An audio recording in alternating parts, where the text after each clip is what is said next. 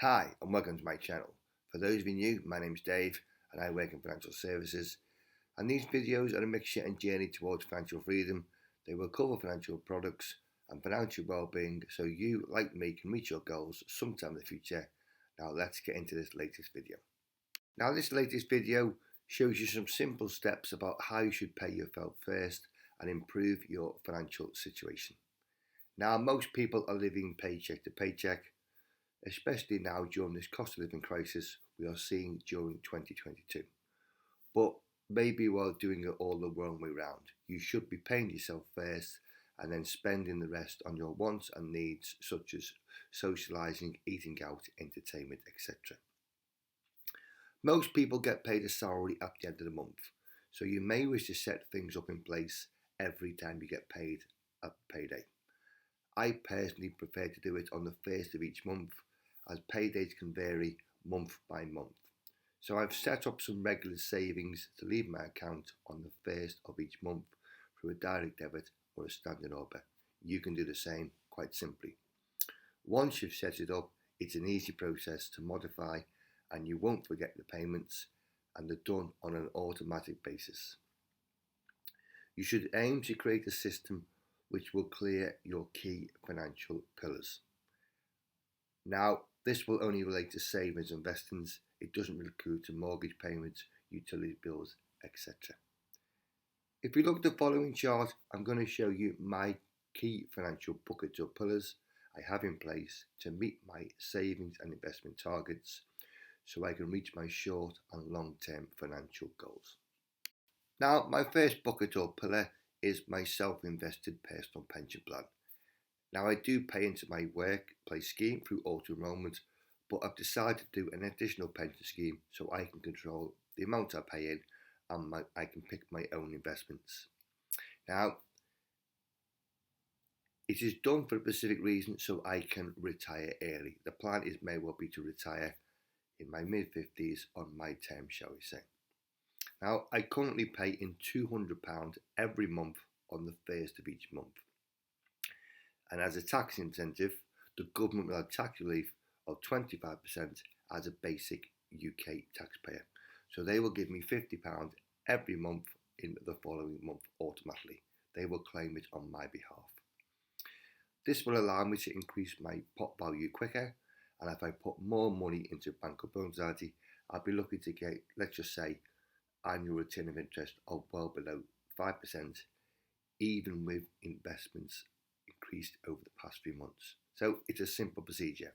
Every month, £200 into my self-invested pension plan, which I will then pick my own funds, my investments, as a long-term buying process. Now, bucket number 2 is a regular saver. So at the moment, we put £50 on the first of the month into my Bank of Building Society account. They offer better rates of interest than normal instant asset accounts, and it's usually for a fixed period of 12 months. Now, the aim of this account is to save an amount each year, and it pays for an annual holiday which I take each half term in February for my birthday. It's normally some kind of city break for a bit of warm winter sun, shall we say, to switch off from work and to recharge my batteries and to spend some quality time away with my wife, away from the children, shall we say. This plan is much easier than trying to find a few £100 at once or accessing money from an emergency fund. And hopefully, when the current term finishes in January, the rates of interest have been increased as banking credit will be increased, and it will then start a new account in February for the following 12-month period. But £50 every month, nice and simply, into a regular savings account. Now on to bucket number 3 is what we call an emergency fund or index asset account. I normally put on £100 every month, again the first of the month through an automatic direct debit. Again, it's with my Bank of Building Society. Now the aim is not to save money, okay, it's to keep it totally separate from my day-to-day banking account. Now I do have a few months savings in this pot, and I use it for expenses such as my car MOT, car tax, servicing, car insurance, unexpected events or repairs or maintenance to my property.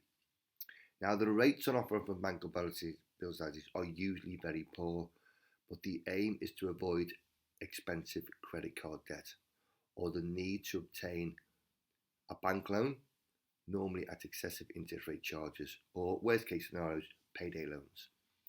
Now, this action will fluctuate in value.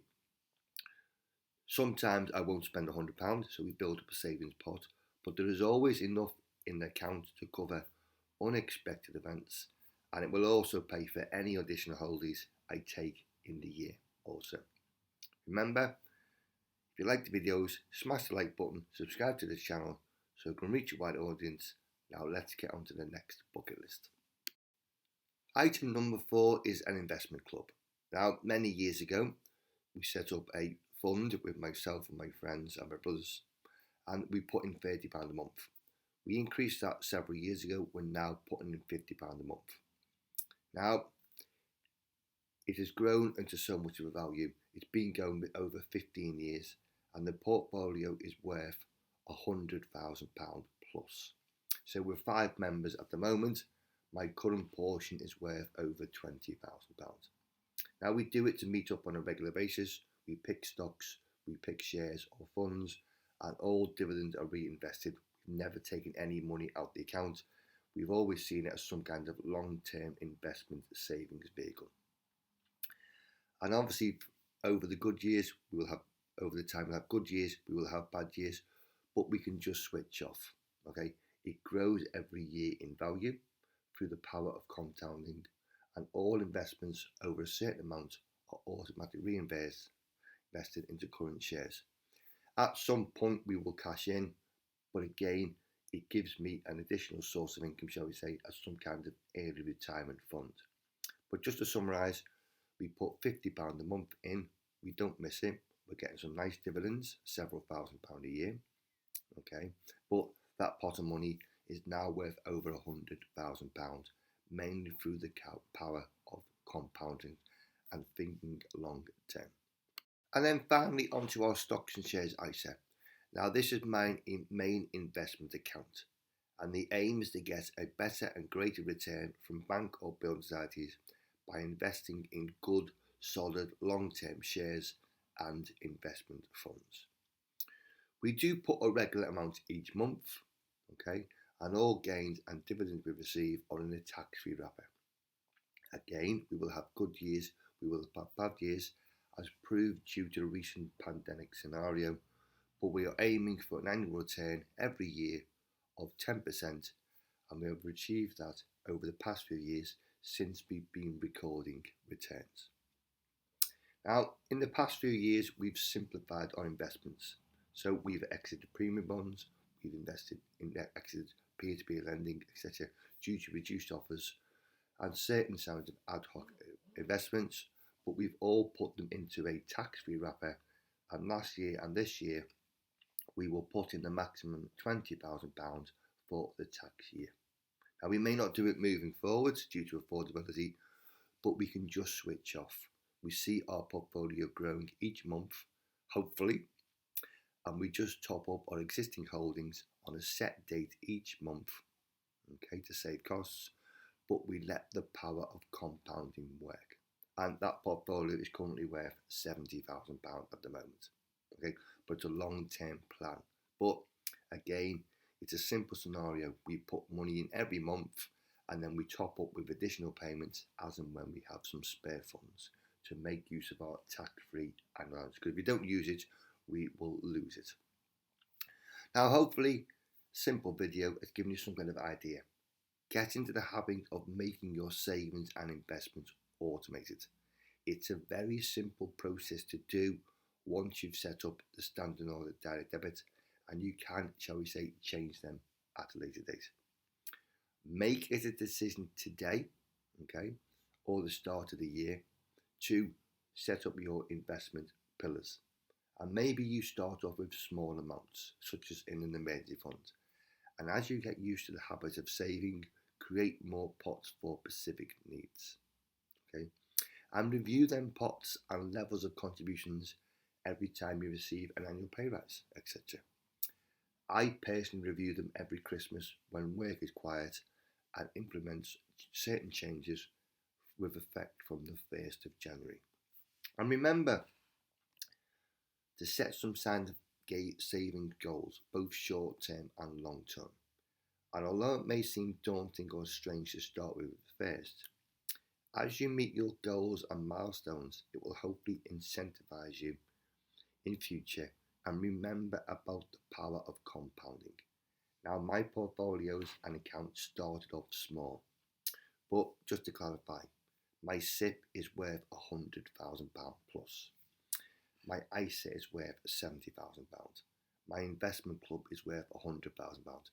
They all started off small and they've all snowballed, all within tax-free wrappers. So it's not to boast or brag, it's to make you aware if I can do it, you can do it. Remember, the world of savings and investments may seem daunting, but it takes what we call baby steps to start with and action.